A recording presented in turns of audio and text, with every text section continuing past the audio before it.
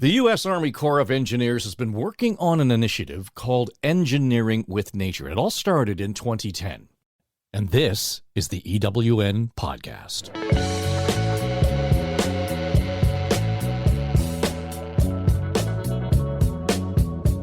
EWN is developing and implementing nature-based solutions for water and infrastructure projects. It's bringing together a growing international community of scientists, engineers, and researchers from all kinds of disciplines that are committed to harnessing the power of nature to solve problems. The EWN Podcast tells their stories. Now here's your host, Sarah Thorne of Decision Partners.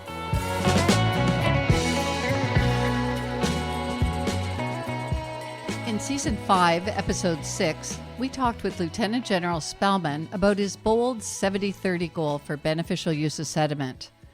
To put it in perspective, the U.S. Army Corps of Engineers dredges over 200 million cubic yards of sediment every year to keep the nation's waterways clear for navigation. So going from 30% beneficial use to 70% beneficial use is a really big challenge.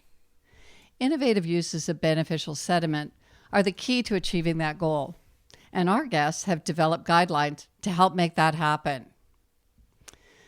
As a special programming note, this episode is dedicated to Tim Welp, friend, colleague, research engineer, and renowned dredging expert.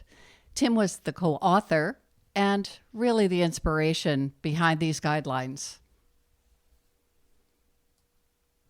Welcome to Season 6, Episode 9. I'm here with Jeff King, lead of the Engineering with Nature program. Jeff, it is just great that we could do this show in a timely way so soon after the guidelines were published. Absolutely, Sarah. So glad we could get this episode incorporated into Season 6. As we'll discuss, these guidelines will make a huge contribution to the EWN program, the Corps of Engineers, and to many of our partners and colleagues.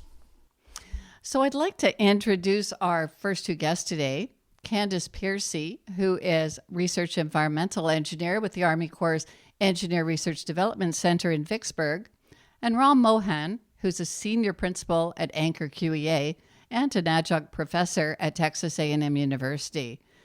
They are co-authors of the just-released publication entitled Guidelines for How to Approach Thin Layer Placement Projects. Candice, we're delighted to have you on the EWN podcast to talk about these guidelines. Hey, welcome. Hi, thanks for having me. I'm really excited to talk about this new publication. And Rob, you've been a friend and a collaborator of the Engineering with Nature program for some time. We're really happy to have you as a guest on the podcast. Thank you. So glad to be here.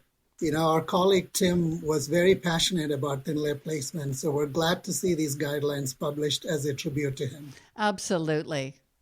Jeff, I think it would be good if you would welcome back our third guest, Monica Chasten. Oh, I'm very pleased to do so, and as many of our listeners will remember, Monica was a guest way back on Season 1, Episode 8. And Monica is a coastal engineer with the Army Corps of Engineers Philadelphia District, and a project manager in the district's operation division. She's an innovator and leading light when it comes to the dredging community. Her primary responsibilities are keeping the coastal navigation channels in New Jersey and Delaware open, and this includes about 117 miles of the New Jersey Intracoastal Waterway. Monica was an early adopter of Engineering with Nature, and I'll say that in many respects, she was the first mover of using dredge materials for the purpose of beneficial use. And I could go on and on about all the things that Monica's done to contribute to Engineering with Nature and advancing practice. And I'll just sort of stop right now and say, Monica, we are delighted to have you back on the podcast. Geez, thank you, Jeff, for that great introduction. I am thrilled to be back. Certainly a lot has gone on since we taped that first show in October 2020, and I'm excited to be here to talk about the guidelines. Wonderful. Great. Welcome back, Monica. So I think place to start is with Candice. Let's talk about the fundamentals. Start by explaining to us what thin layer placement is. So thin layer placement is a term that really is a relative term. Thin is a term that often trips people up, but it is thin in comparison to how we used to place dredge material. Back in the day when we were first dredging our channels, we would just take all of the material and pile it up in spoil piles like it was mine tailings. Thin layer placement really reflects a different approach where we're actually purposefully placing the material in relatively thin lifts to actually accomplish an ecological objective. So we're trying to replicate the elevation of a marsh habitat, for instance, or trying to make sure we're not completely smothering our benthic community, those like critters that live in the shallow water. So it really is designed to look at the ecological function and place sediment in a way that allows the habitat to function as it was supposed to, and to provide some benefit. So oftentimes we're doing this because our natural accretion, so the natural process of sediments collecting in our marshes, on our mudflats, is not sufficient for it to keep up with rising sea levels. So this allows us to sort of replicate Mother Nature in a somewhat clumsy way, but that's the purpose of thin layer placement, as opposed to how we used to do things back in the bad old days. That's helpful. That's helpful. So tell us how thin is thin, just so that we're all clear. So thin is, as I said, relative. We've had placements on the order of just a couple inches, sometimes up to, sorry for mixing units, up to a half a meter. So about a foot and a half have all been documented in previous studies. Really, we don't like to talk too much about thicknesses, but rather target elevations, especially with respect to wetlands, where that elevation is really tied to what the tide is doing and what is supporting the plants and the creatures that live on that marsh. That's helpful. So tell us a little bit about your background and how you came to be working on thin layer placement, because we haven't had an opportunity to have you on the show before. Yeah, so I actually came out of a biological systems engineering program, which what that is, it's really a offshoot of our agricultural engineering. So it's a very different background than a lot of people who come from ocean engineering, coastal engineering. One part of that background is that we're really looking at how do we integrate the human footprint into our natural environment. So I've been intensely interested in stream restoration and wetland restoration and trying to improve those practices. So this was a natural extension as I came on board with the Corps of Engineers of how can we use sediment that's coming out of these channels anyway to actually support a restoration goal or a management goal for our coastal wetlands. Thanks, Candice. And Ram, you're an engineer by training. Tell us a little bit about yourself and your interest in thin layer placement. Certainly. So I'm a traditional coastal engineer, but I was always fascinated by the connectivity between engineering and ecology. So thin layer placement, or TLP as we call it, was always a topic that was near and dear to my heart. In fact, when I first started working as a coastal engineer in South Carolina, I used to wonder whether we could use dredge material as a resource to improve coastal habitats. That's around the time I started looking at some of the older ERDC publications by Dr. Pace Wilbur, who looked at this method of placement along the Carolinas and Georgia and how vegetation would naturally recover within 2 to 3 growing seasons. So this led me to wonder, why couldn't we use this in a more prevalent manner all along the dredging program? You know, back in those days, dredge material was often placed upland, which I thought was a terrible waste of its potential as a true resource. Thin layer placement essentially consists of spraying dredge material, which is often called sediments as well, In essence, it's a mixture of sand, silty material, and finer particles. And these are sprayed from a dredge or a barge using a pipeline. And as this material it kind of rains down naturally from the atmosphere, it comes down in a very gentle manner.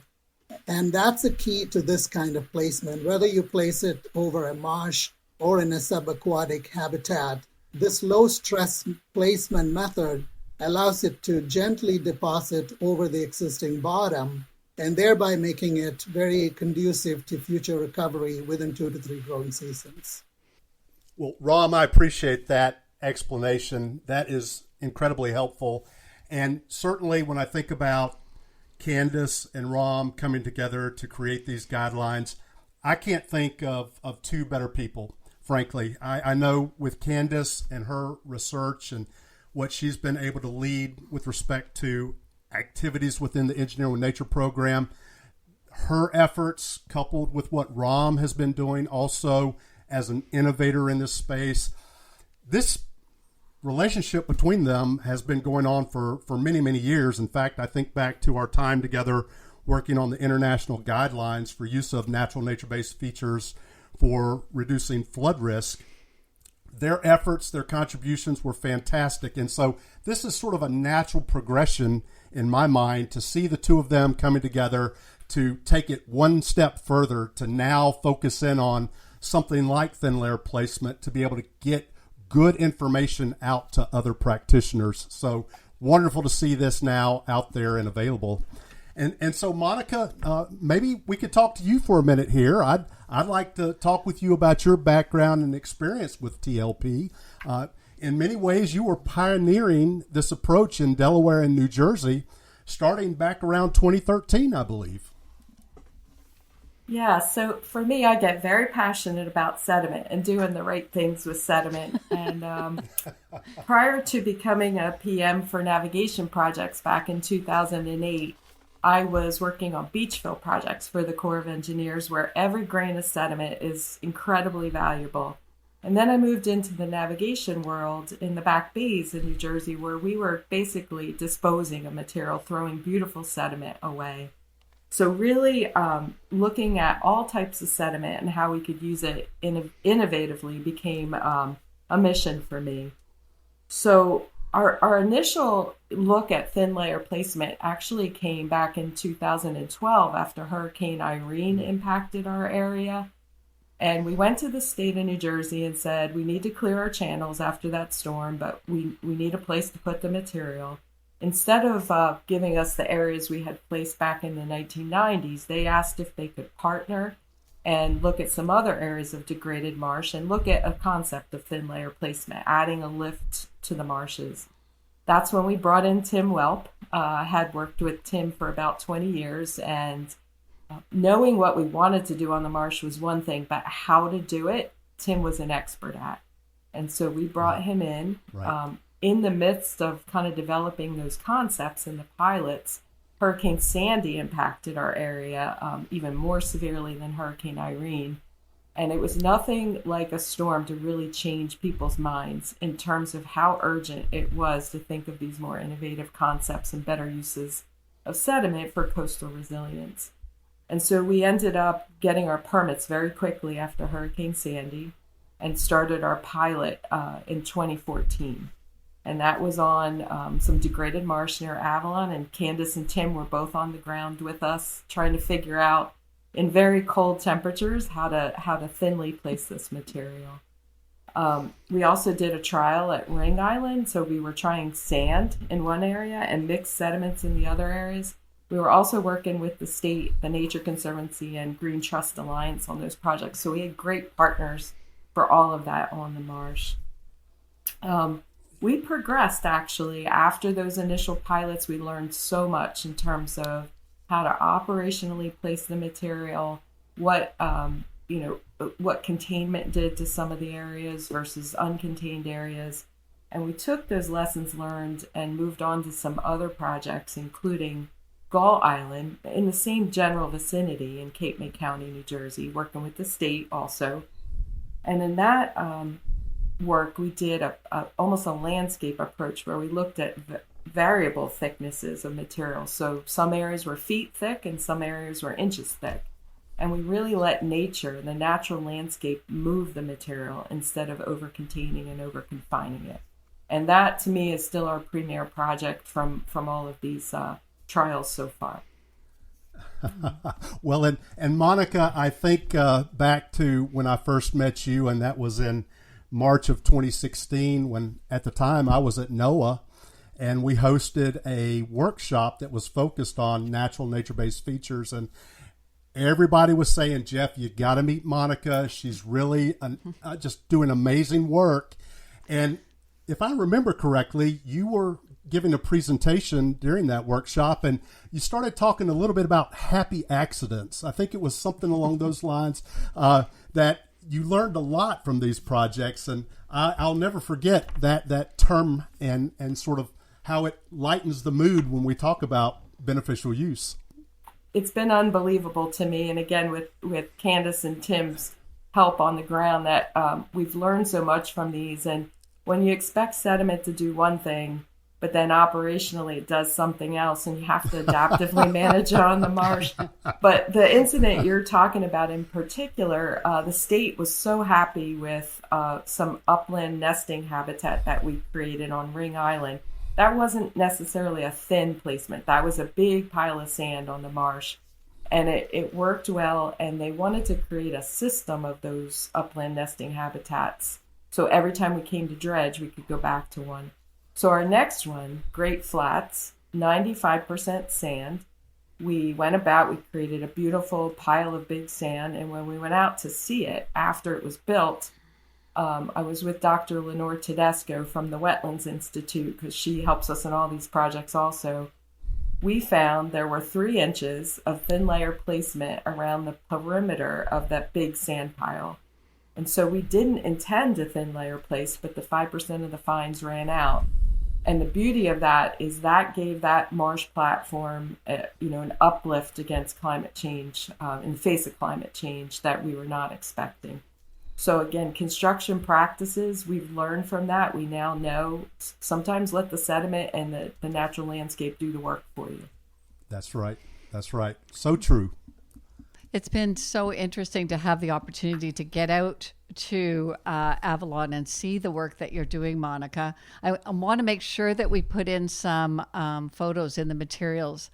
Some of the glamour shots of you out on the marshes while you're doing the thin layer placement, usually under cold conditions.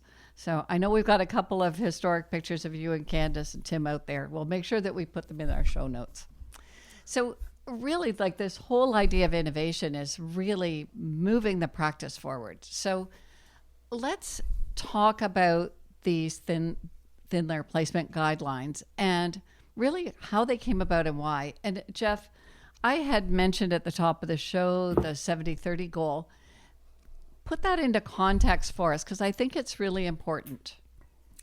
Sure. So I believe we've already referenced that we did have General Spellman on as a guest for our podcast back in season 5, episode 6. And that was a time where he was able to share with our audience information about his command philosophy when it came to beneficial use of dredge sediment.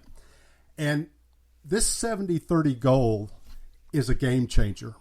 It's the Corps of Engineers beneficially using 70% of dredge sediment by the year 2030. And that's huge from the standpoint of where we are now, or where we have been historically, and where we would like to go. So on average, annually, the Corps dredges about 240 million cubic yards of dredge sediment. And historically, about 40% of that has been used beneficially. The idea here is that we move the needle up to 70%. And why that matters is because if we were to continue with the current practice, or in historical terms where we have taken dredge sediment and moved it to upland confined disposal facilities, we're essentially taking the sediment out of the system. And sediment is supposed to move and be transported by natural processes in various areas of estuarine systems. And when we take it out, essentially what we're doing is starving that system. And so the wetlands that reside in those systems that typically are nourished by sediment, they don't have that resource anymore. And so what we see is subsidence happening at a much faster rate. And so we're losing those wetland systems when we are not allowing that sediment to be retained in systems. And so thin layer placement offers another tool in the toolbox for all of us. And if we can use thin layer placement for the purpose of advancing this 70-30 goal, then we're all going to be much better off. And these systems are going to be much better off. So just thrilled that we are now having a chance to talk about thin layer placement to this degree, and that we're able to showcase these guidelines. So I think that's a really helpful context. And I think one of the most interesting things about the 70-30 goal is it really changes the value proposition. It does. It really does. Puts on the table what the value of those sediments are, which Monica alluded to earlier. So it's a great place, a great segue to talk about the guidelines and how they came about. Candice, maybe you could start and talk about the need for the guidelines. So Monica talked about some of the projects that went on post-Sandy, and some of the early success happening in that area. So other districts, other people wanted to get involved and start doing the same sorts of projects, but they were really at a loss for how to do it. We had a great boon with Monica, because the way that Philadelphia district has traditionally done contracting in that area has allowed for more innovation and allowed us to be a little bit more experimental and a little bit more loose with our design. But not everywhere had that. And so we were constantly getting asked, how do we replicate this? And so Tim and I started looking through literature and found that while this was the first time we had really done a project like this in New Jersey, thin layer placement techniques are not new. However, they aren't well documented. We've been doing thin layer placement since the 70s and 80s, especially in Louisiana, not always intentionally. Sometimes it was accidental. There's a great example of a thin layer placement project that actually occurred because of a pipe rupture in Louisiana that created a natural experiment, allowing us to get a lot of interesting information on marsh response with respect to sediment thickness. And, you know, those projects often occurred either through state agencies in Louisiana or, you know, sort of one-off projects, like an example from Blackwater National Wildlife Refuge in Maryland. The literature was scattered. It was in a lot of reports, things that were scanned and weren't readily searchable. So we really started digging and finding out what we knew and what we didn't know. And we realized there was a huge body of knowledge that actually existed with our practitioner community that was not in our literature. So we really spent a lot of time learning from people like a former Corps of Engineers employee, Bob Blama, who was at our Baltimore district. And we realized that someone needed to capture this knowledge and write it all down. So that was sort of the inspiration for the guidelines. That's great. And Monica, you got some history as well in this, right? Talk about that. Yeah, I'm actually finding files from back in the 1970s and 80s from our state of New Jersey Office of Coastal Engineering, where they were really practicing beneficial use and thinking about innovating and using these concepts. So, you know, it's nice to be called a pioneer, but we are certainly learning from what came before. Candice mentioned Bob Blama. He was really critical for taking his lessons learned and helping on our projects. And Ram mentioned that he went back to some old guidelines too. I remember when, right after Hurricane Sandy, I was at a conference and talking with Dr. Susan Reese from Mobile District. And she kind of even said, we've been doing this for 50 years, you know, you're this isn't something new. And she's completely right. And I think Jeff mentioned there's really no failures in this work. We just continually keep learning from each other and getting better at it. Learning and advancing the point. practice. Absolutely. Yeah, good point. So I think that's really good historical perspective. Let's talk about the process of developing the guidelines. Candice, talk a little bit about how you and Tim got started. Yeah, so I mentioned us searching the literature. That sort of was a limited picture of what we knew about the process. We realized a lot of the body of knowledge actually existed in the heads of our practitioners. So we partnered with EA and one of our, I think one of the friends of the podcast, Sam Witten, and he actually agreed to host a workshop there at EA, and we put together an invitee list that included people from the Corps of Engineers, other agencies like the NRCS, NOAA, some of our partners in nonprofits and non-governmental organizations, as well as some small specialty dredging contractors. And we really just sat around and talked about what we knew and what we didn't know. This was back in 2018. And we really tried to distill all of that knowledge down into figuring out what the right process is. We talked a lot about terminology. We talked a lot about what was going on. And really, that was the biggest glut of information that we got was actually from these people. Monica was at that workshop, as was Ram. And, you know, it was just amazing how much knowledge were in these in the heads of our people working on the ground that just hadn't been written down and codified into anything that could be handed down to new employees who are working on these projects.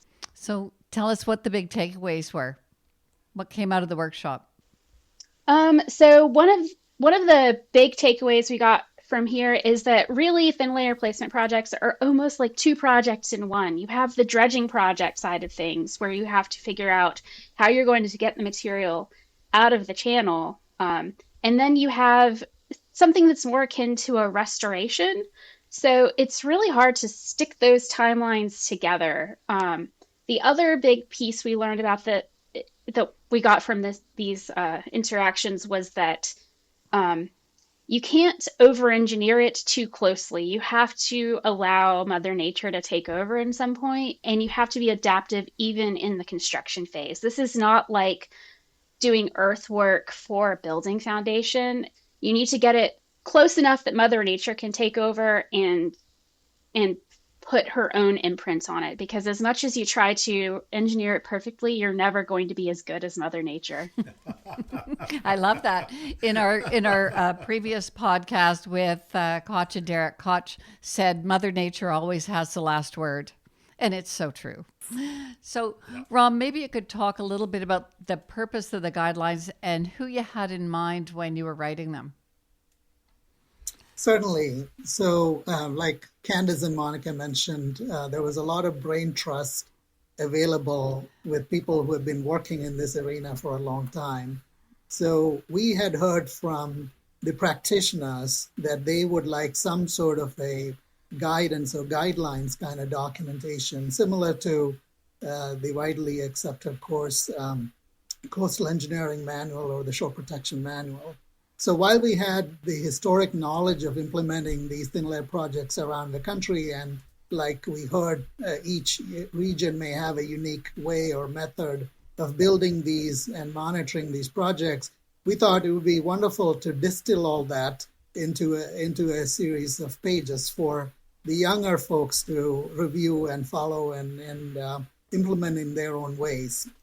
So this workshop we had, Candice took me back in time. It was so wonderful to sit together with like 20 or so colleagues, and the amount of information that comes out of such a meeting was incredible. So that's what, soon after the workshop, Candice, Tim, and I thought we should really distill this into a series of comprehensive how-to kind of guidelines based largely on the success of these different case studies of projects around the country.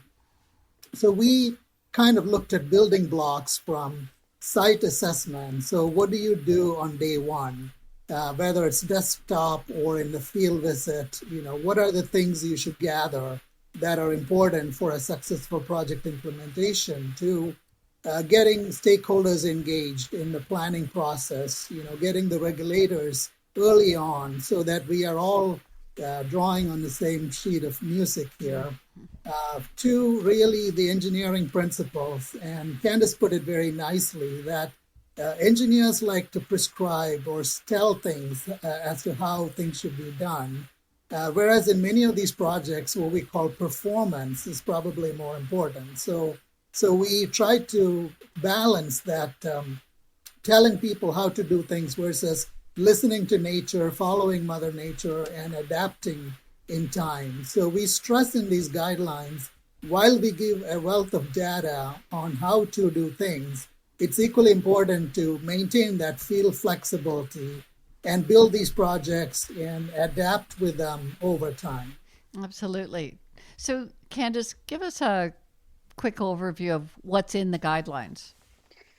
So the guidelines are divided up into sections that follow your typical project process. We talk about initiating a project, planning, designing, construction, and then the critical piece, monitoring and managing your project. That monitoring and management piece is often something we don't necessarily think about, especially with a dredging project. But it is so critically important here because it might take time for the system to adapt to that sediment placement. We also sort of break down the project based on the location. I know we've talked a lot about wetlands, and that is the primary place where we're doing a thin layer placement projects, but we also discovered there's numerous examples of thin layer placement in near shore and estuarine environments designed to do what Jeff talked about, which reinstore those sediment transport pathways. It's something that has been done and may not be called thin layer placement in some areas, but really it's the process is the same regardless of the area you're looking at. You just might have different ecological goals if you're placing in an estuarine environment or a nearshore coastal environment as you would in a wetland environment. Monica, I'm really interested in hearing your perspective as a project manager. How are you going to use these guidelines, and how will they help teams that are considering thin layer placement? Yeah, that's a good question. And I think Ram had a really good response in discussing why the guidelines were so needed. As we've talked about, we've had a lot of boots on the ground experience, learning about sediment, learning about what's constructible. And that's one of the bullets on my slides all the time is understand your sediment, understand how to build things. But then similarly, I'm trying to teach some, up and coming people in our district, how do you design for this, and how do you build these things, and how do you understand them? And that's where guidelines, I think, are so important. They're a great starting point for people that maybe don't know as much as all this historical knowledge has. And I think it's a great guidance document to start some of these teams off with, to say, understand what's in here, and then look at your project and your stakeholders and your partners and see how you can work the guidelines in. They're not overly prescriptive. They're giving that body of knowledge. And, as it's in the title, they're guidelines for moving some of these projects forward. Ram, you and I have been working together for many, many years. And I think about your efforts on the ground when it comes to these kinds of projects. I also think about your responsibilities as a professor at Texas A&M University and training the next generation of engineers. And so there's sort of this push-pull when it comes to these kinds of projects, and remembering not to over-engineer. And I'm wondering if maybe you could share some insight in terms of what that means, particularly when it comes to thin layer placement projects. Absolutely. That's a great point. Thank you for reminding me about that, Jeff. So these guidelines are really essentially recommendations and suggestions as to the different factors you should consider when embarking on a thin layer placement project, whether that's in a marsh or an aquatic system. It is a natural tendency, a human tendency, to make it rigid once you have things written down in black and white. So the danger as a young engineer or for a young engineer or a practitioner is to be rigid with these kinds of engineering guidelines. And in nature, I always like to look at thin layer placement as we're really mimicking a natural process. That's right. If you look at back-based systems and what happens with every tidal cycle, the Mother Nature is transporting fine sediments and a mix of sediment types over each tide cycle that makes its way through the bays into the tidal creeks and eventually into the wetlands. So when we talked earlier, I think Jeff or Monica talked about sediment starving. That is exactly what's happening. When we take sediments out of the system, we choke that natural transport. So by using thin layer placement, we're really accelerating that geologic time frame process of tides slowly carrying sediments into nourish our marshes. So I take that as our best example of engineering with nature, how to do this, in the sense that when we design these projects, we like to normally design tidal creeks and connections, inlets and outlets, all of which could naturally happen. If you put sediments in a tidal system, tides would cut inlets and outlets and creeks over time. So this is the transformation in terms of our thinking. Initially, we were thinking we should look at reference marshes and understand where to cut the channels, where to put the inlets, outlets, and where to put the vegetative platform versus the flushing channels. Those are all good practices, but sometimes it's better to let nature, address these things and let the platform evolve over time. Another good example is containment. When we used these thin layer placement projects, initially we used to think we should put systems like hay bales and other containments along the edges to kind of arrest this effluent water flowing back into the ambient water.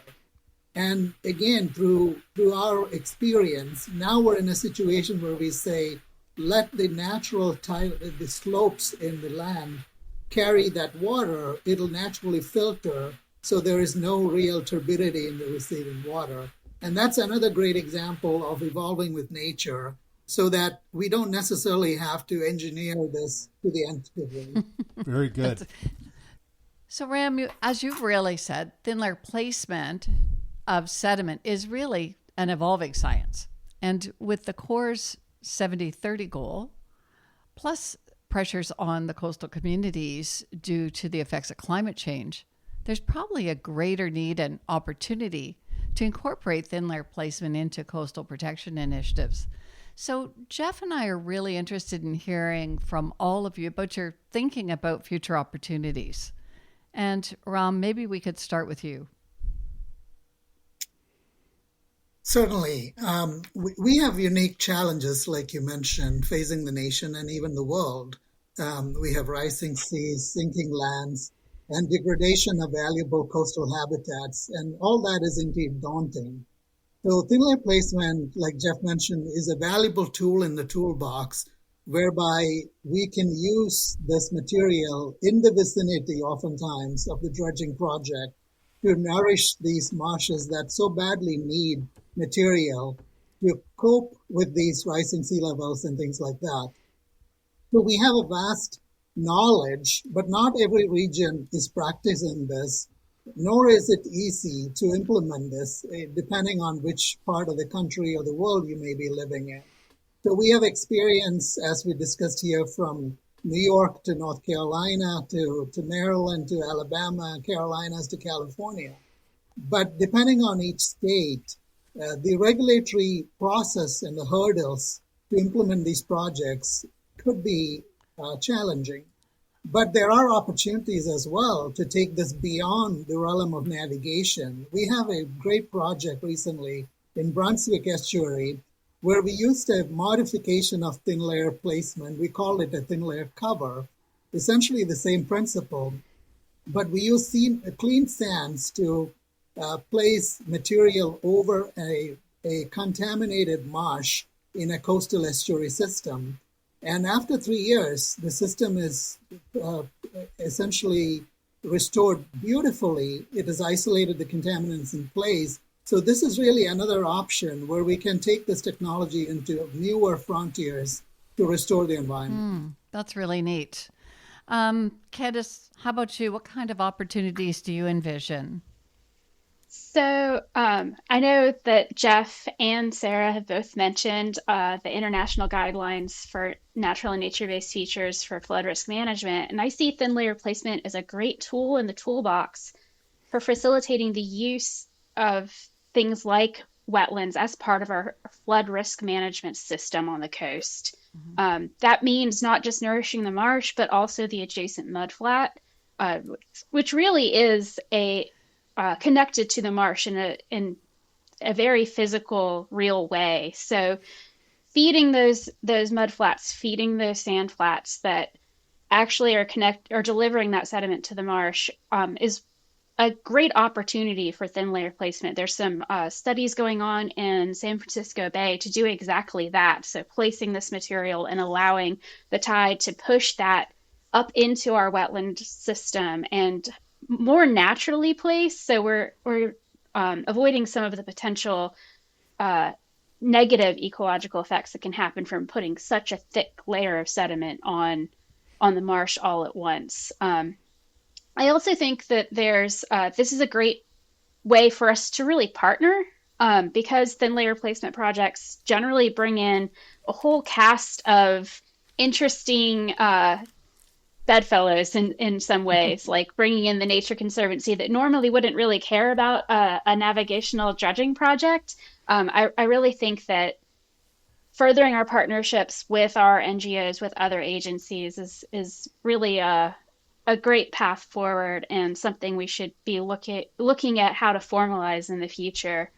There are a whole number of research questions involved with all of this that me as a researcher are excited about, but I'm really excited to see how these projects evolve and how our practitioners take these guidelines and apply them, and then going back as a researcher and learning from what they're doing.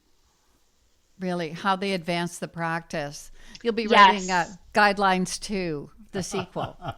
The idea behind the guidelines was it was never supposed to be static. So potentially we could go back and revisit and find out what did work, what didn't work, and what have people learned from allowing these projects to move forward and get applied in new areas. Exactly. How the whole practice is evolving. And Monica, what about you? When you think about future opportunities, what kinds of things are you thinking about? Yeah, really following up on Candice's thoughts and what we're doing here in New Jersey and eventually Delaware too. We created the 7 Mile Island Innovation Lab in Cape May County, and that includes the partners of the Corps, being the district, the Philadelphia District and ERDC, the Wetlands Institute, and the state of New Jersey. And all of these projects we're trialing, we are trying to advance some of the practice and innovate some ways to do what Candice was describing. Gull Island was one approach where we placed sediment up on the marsh and let it flow down to those mudflats, and then we intentionally tried to build a mudflat, looking at some new concepts. And every time we've done something, it's built on the next project. And so our future opportunities are kind of building on those lessons learned at a place called Scotch Bonnet, right next to the Wetlands Institute, and looking at concepts again of how the material flows on a marsh. But one I'm really excited about, we just accomplished about a month ago, and that was bringing up the government dredge merit, a side cast dredge, to do what Candice was talking about, put bursts of sediment into the natural system and let the processes and Mother Nature move that material. Words really matter. And someone a few years ago, it might have even been Jeff or Candice, talked about fertilizing the garden with sediment. And that's what we're trying to do. So we are snow blowing material. We are fertilizing the garden. And we had talked about it for about 10 years. And to finally see it happen We monitored it. We showed the impacts in terms of turbidity were at background levels. They dropped out quickly. It was like a storm came through the area for a little bit, and then it all dropped back to background levels. So I think really innovating on these techniques that maybe mimic Mother Nature more in terms of placing dredge material and getting to that thin layer placement more effectively is really important moving forward in our area. I think Monica's been a great innovator in this realm, and so I'm working actively in 7 Mile Island, just sort of understanding the marsh processes. But in the future, I think an active area of research would be trying to connect those processes together to understand not just how a project responds to a placement in particular, but how does the whole system respond in the long term, and how can we start to actively plan for these thin layer placement projects in the future to help support the marsh as that sea level rise curve starts to accelerate. So shifting this more from a pilot to more of a systematic program where we are intentionally thinking about thin layer placement projects, over a 20-year period of time, and ingraining it as part of our dredge material management plans. That's right. Well, I've got to say how excited I am that we are now releasing these guidelines, and I have an opportunity pretty much every week to talk with practitioners and interested parties all over the country, and I know for a fact people have been anxiously awaiting these guidelines. So I know that it is really going to move the needle, that there will be many people that download this and want to be able to apply many of those wonderful techniques and recommendations that you have included. And I really do see this as an important game changer with respect to more projects that are being put in the ground, so to speak, when it comes to thin layer placement and this practice. And I do think that there's going to be many opportunities for us to be able to learn from those projects. And so being able to collect these case studies, to be able to make sure that we archive those in some meaningful way, not only what worked, but perhaps what also didn't work, so that we can learn from those and be able to share those too more broadly. I really would just like to say a big thanks to Candice and Ram, and also our colleague Tim Welp, for their leadership on developing these guidelines and providing a process as well as tools to support project teams. Not only the project teams now, but also project teams in the future. And I'd also like to say a very special thanks to Monica and for her leadership on the ground.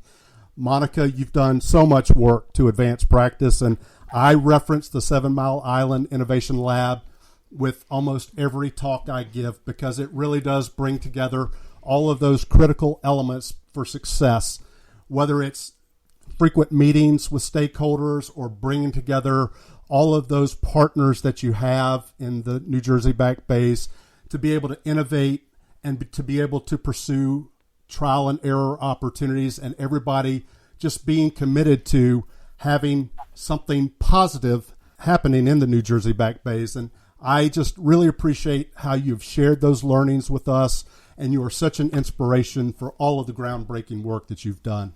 Indeed. I have to say I'm so grateful that I've had the opportunity to go to the 7 Mile Island Innovation Lab and do a little bit of work with Monica and her team and Dr. Lenore Tedesco. It's just fantastic what you're doing out there. I really think you're working hand in hand with Mother Nature, which is very cool. So thank you, Monica, for coming back and sharing your wisdom and really sound practical experience on your beneficial use of sediments in the Delaware and New Jersey waterways.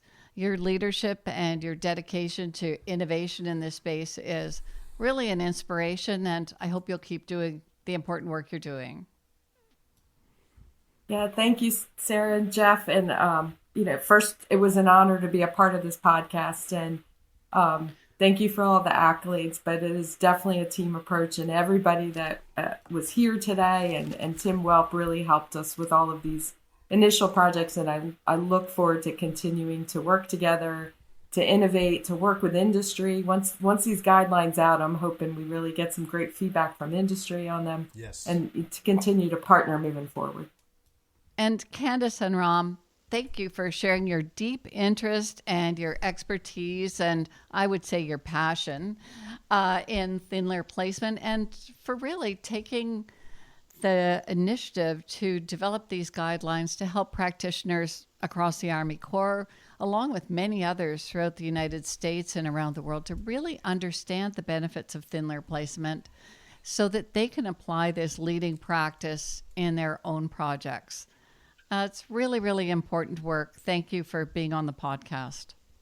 Oh, thank you for having us. It's really exciting to talk about. This has been a long time coming, and I was very excited to see, as soon as it was released, it being disseminated widely, and having districts already asking for it, and even applying it, going through and quickly looking at projects that are just coming online to see if they had missed anything. So I think there's going to be a lot of exciting projects coming up in the coming years, and hopefully we can continue to learn from them and continue to build on what Monica has done in Philadelphia District, build on what Bob Blama had done in Baltimore District, and build on what had been done in Louisiana. That's so right. Hopefully this can just be a great tool in our toolbox to support our coastal and estuarine environments, and make sure that they're there and supporting our habitats and the people who live there for a long time to come. And likewise, it was a pleasure to be part of this podcast. And thank you, Sarah, for this fabulous podcast series. And Jeff, thank you for your leadership in the EWN space. And I'll end by saying we maybe need a 7 Mile Island in every core district to do these kind of cool experiments. So thank you. I'll second that, Ram. And Sarah, I don't know that it gets much better than this. I have had just a delightful time with our guests today, and certainly looking forward to hearing back from the audience what they think of the podcast as well. And really, just to encapsulate all of this, the time is now. The time is now. We've got to be able to do these kinds of projects, and Candice, Ram, and Monica are leading the way. Absolutely. The guidelines are available on the Engineering with Nature website. You can download them for free and get to work on your own thin layer placement projects. To all of you, thank you so much for listening. We hope that you've enjoyed this podcast, and we hope you'll join us again as we talk about engineering with nature. You've been listening to the EWN podcast, developed by Sarah Thorne and Jeff King, National Lead, Engineering with Nature Initiative, U.S. Army Corps of Engineers. Now, for more information, you can visit our website, engineeringwithnature.org. The EWN podcast is produced by Eye Contact Productions for the Engineering with Nature program within the U.S. Army Corps of Engineers. I'm Dave Trafford.